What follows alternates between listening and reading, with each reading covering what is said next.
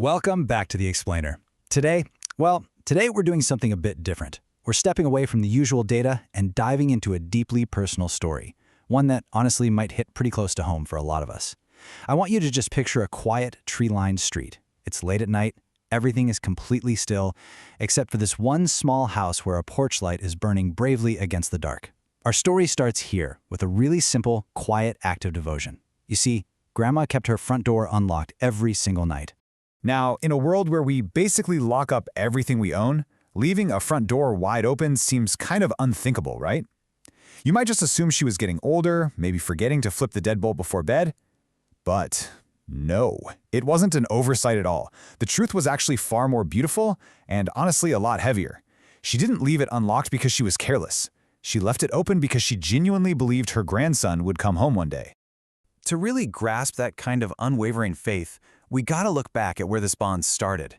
Think back to those long, golden summers of your own childhood.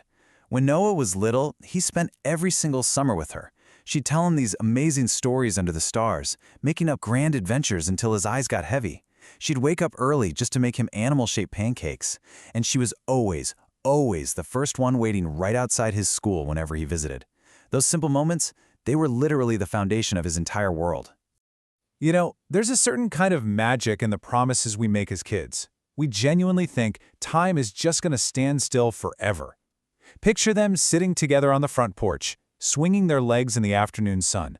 She'd look down at him with that gentle smile and jokingly ask, "You'll never leave, Grandma, right?" And Noah would just laugh and say, "Never." It was a pure childhood promise, and he meant it with absolutely every ounce of his heart. But, as we all know, time doesn't stand still. Seasons change, kids inevitably grow up, and the world outside that small house starts calling. It's totally natural, but man, it happens in the blink of an eye. Life changed. Noah grew up and moved to the city. And the city, it just moves at a completely different pace. It demands your attention, your energy, literally all your time. Adulthood just kind of rushed in all at once. Suddenly it was college, then work, making new friends, navigating relationships. The days bled into weeks and the weeks blurred into months.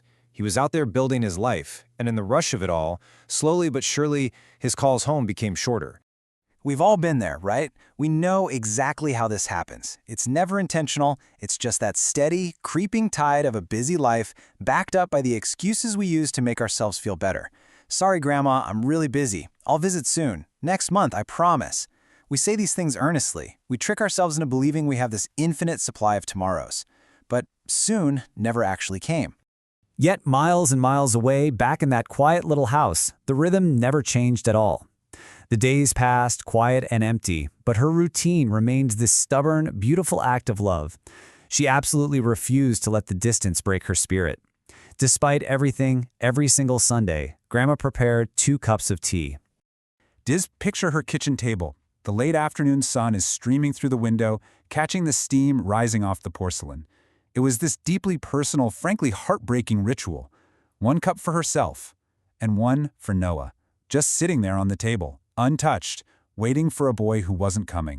People looking from the outside in rarely understand this kind of pure devotion. It defies all logic.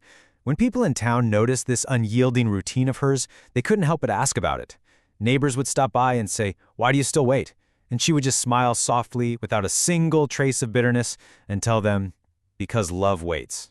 But here's the tough part. While love can wait forever, the human body just can't. The seasons kept turning, year after year, taking their quiet, inevitable toll.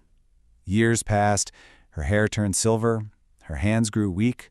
That vibrant, energetic woman who used to make those animal pancakes, she was slowly fading. And yet, the ritual never broke.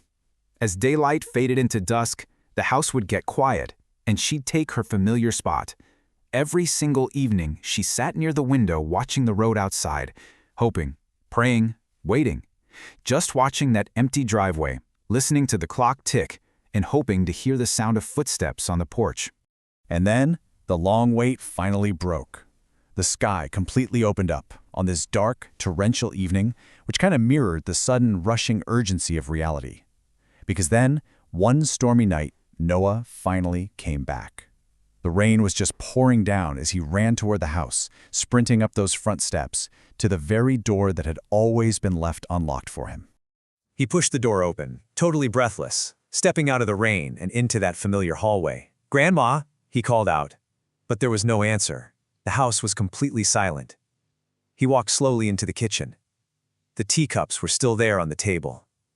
One of them, entirely untouched. His heart just sank. That profound stillness in the air, it told him everything he needed to know. He had finally crossed the physical distance, but he was entirely out of time. As his eyes adjusted to the quiet shadows, he walked into the living room. That's when he noticed it, a small box resting right beside her chair. Inside was an old childhood photo of him and a handwritten letter. He unfolded the paper with trembling hands, and in her familiar, shaky handwriting, there was absolutely no anger, no resentment for all those missed Sundays, the rushed phone calls, or the broken promises. There was only unconditional grace. It read, "My dear Noah, if you are reading this, it means you finally came home. I never wanted your money or your gifts." Through his tears, he read the final words, finally absorbing the ultimate truth of what she had been holding on to for all those years. "I only wanted your time. But don't cry for me, sweetheart. Seeing you happy was always enough. Promise me one thing. Never become too busy for the people who love you."